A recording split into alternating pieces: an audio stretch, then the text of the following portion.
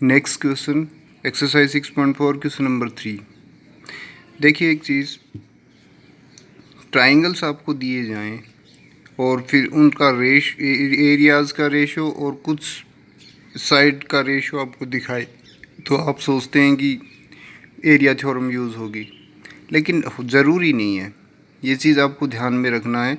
एक तो पहले ये चीज़ ऑब्ज़र्व कीजिए कि ए बी सी और डी बी सी जो ट्राइंगल का रेशियो है उसमें ए और डी ओ आ रहे हैं, जो कि कहीं इनकी साइड्स का रेशियो नहीं बन रहा है ना। तो कई लोग तो डायरेक्ट ही पता नहीं क्यों ये दिखते ही दोनों को सिमिलर बता देते हैं कैसे भी, और फिर प्रूव करने का प्रयास करते हैं। पहले उसको ऑब्ज़र्व कीजिए कि वो पूछना क्या चाह रहा है। जैसे यहाँ पे क्या दिया है, triangle A B C and D B C are on same base B C, okay, are on same base B C के ऊपर। ए बी सी ये है और डी बी सी ये है, इनका बेस सेम है बी सी, उसने खुद ने बोला है, ठीक है। And A D intersects B C, जो ए डी लाइन बनाएगी ये बी सी को ओ पॉइंट पे इंटरसेक्ट करती है। उसके बाद आपको ये निकालना है area of this triangle A B C and area of triangle D B C is equal to A O upon D O, ठीक है। ये है क्वेश्चन। अब देखिए, क्योंकि एरिया थ्योरम यहाँ पे लग नहीं सकती क्योंकि इनकी सिमिलैरिटी की उसने कहीं बात नहीं करी, ठीक है। सो आपको क्या करना है, वही base half of base into height हमारे पास एरिया का फॉर्मूला है, उसके अलावा हम क्या कर सकते हैं, है ना। सो ए ई इज़ परपेंडिकुलर, हमें एक कंस्ट्रक्शन करनी पड़ेगी। बी सी के ऊपर ए ई परपेंडिकुलर डाला क्योंकि बेस दोनों का कॉमन है, और बी सी के ऊपर डी से परपेंडिकुलर डाला डी एफ। ये हमें ड्रॉ करना पड़ेगा, ठीक है।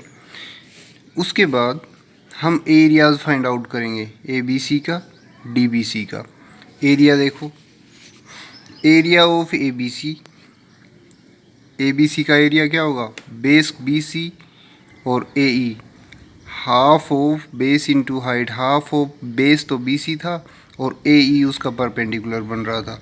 इसी प्रकार area of D B C क्या बनेगा, बेस तो बी सी है, परपेंडिकुलर डी एफ, तो half of B C upon B C into D F. So area of D B C half of B C into D F, ठीक है। सो ये दोनों का एरिया फाइंड आउट हो गया, दोनों ट्राइंगल्स का। अब इनके रेशियो की बात की गई थी, so we divide these to.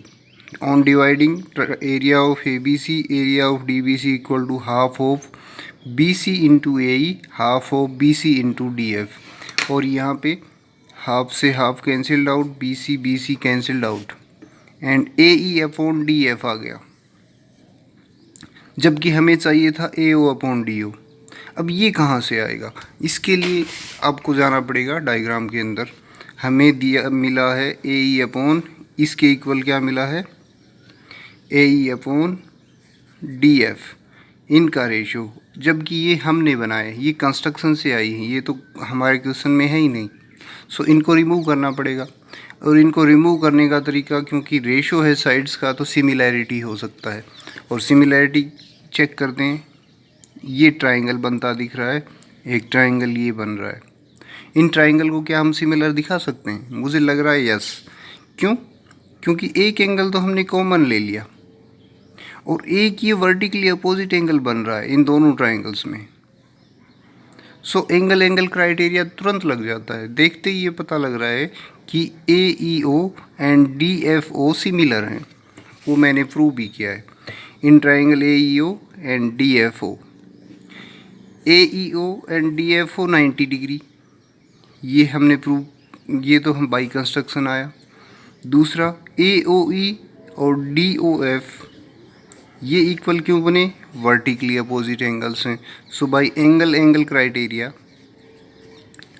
ये दोनों क्या हो गए, सिमिलर बन गए। और इस सिमिलरिटी से हमें क्या मिलता है, सिमिलरिटी से कॉरस्पॉन्डिंग साइड्स का ratio equal. So A E upon D F is equal to A O upon D O is equal to O E O upon F O. हमें तो ये चाहिए था A E upon D F. ये देखिए ये किसके इक्वल है, इसके इक्वल, हमें यही तो दिखाना था। सो वो चीज़ हम यूज़ करेंगे from one in 4 we get our required result. This is the proof.